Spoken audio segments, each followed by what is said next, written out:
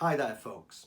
Now the video you're about to watch is taken from a trip that me and my friend took to Liverpool to visit the childhood homes of John Lennon and Paul McCartney.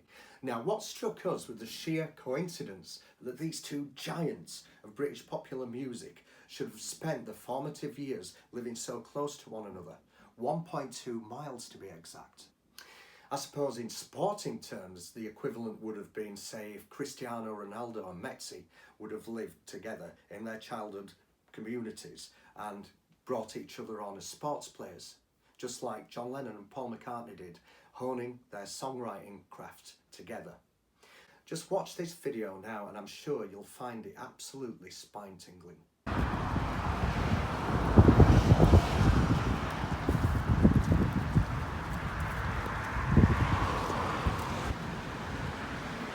You kind of think about this idea that John was the working class hero, and you look at his kind of comfortable upbringing and you just think, oh well, it's not quite the case. But anyway, this is the house. So now you've seen where John Lennon lives, I'm going to show you where Paul McCartney lives. So come on, let's go and have a look.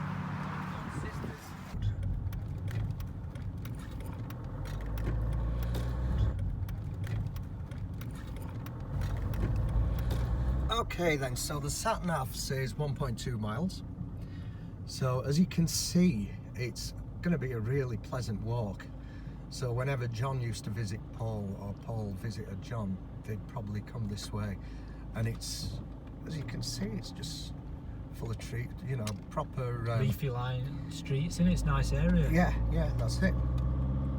I mean, I don't know what it'll have been like in the late 1950s and early 60s. Yeah. But now it certainly feels like quite an affluent area. Yeah. It's not what you associate with stereotypical gritty Liverpool.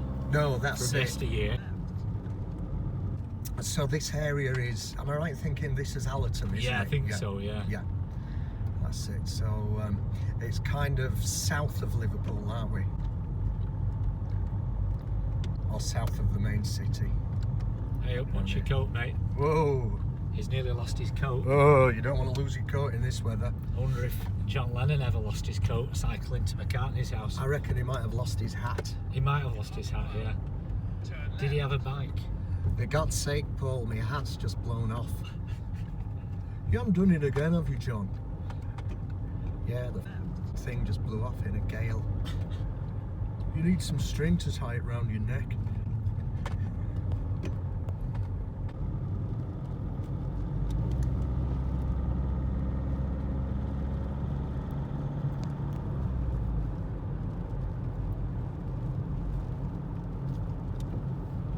So we're just double backing on ourselves now, and we're nearly at 20 Forthlin Road. So as you can see, that wasn't, what was that, 5-minute drive? Yeah, just down the hill, literally. That's it. So here we go. And here it is, Forthlin Road.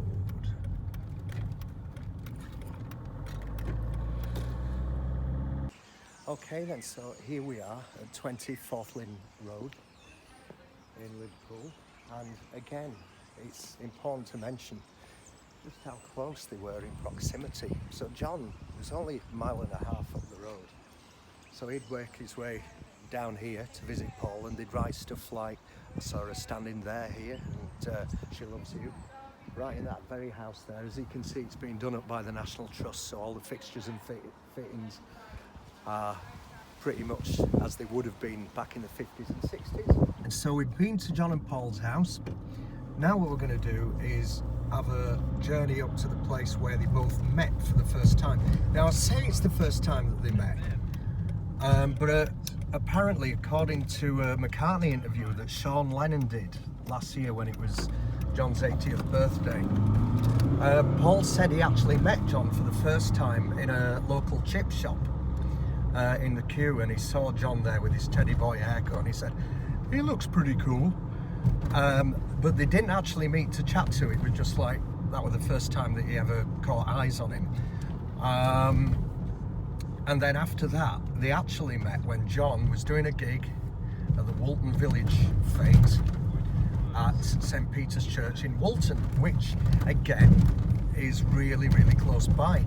In fact, it's only just a short ride from John's house. So that was when they first met.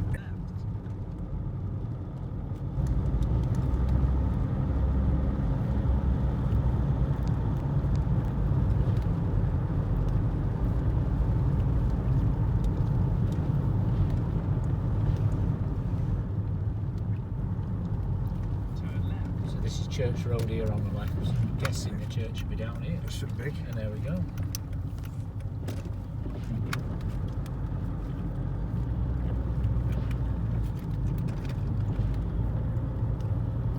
So here we are at St Peter's Church in Woolton in Liverpool. Now, over the fence here is where the Woollen Village Fate happened. Now, this building has been added recently, but this is the basically Woollen Village Hall where they would have actually met in this building.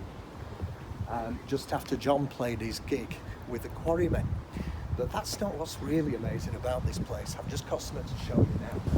In 1966, Paul wrote the song Eleanor Rigby, and he always said he got the name from a shop in Bristol, because Jane Asher, his girlfriend at the time, was performing a play in Bristol, and he saw the name Rigby's, and the first name Eleanor was from the actress Eleanor Bron.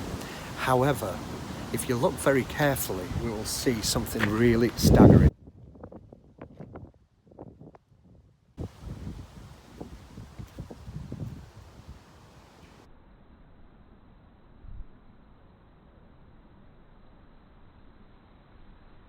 Is this a complete coincidence? Or was it written in the stars? Who knows? But for me, the fact that two of the greatest songwriters in the history of British popular music lived, what, 1.5 miles from each other, and they should meet here way back in the late 1950s. And also the fact that there is a grave that Paul McCartney said that he never remembered seeing with the name Eleanor Rigby. Well, to me, that's just startling. In fact, I think there's some kind of spiritual going on here somewhere.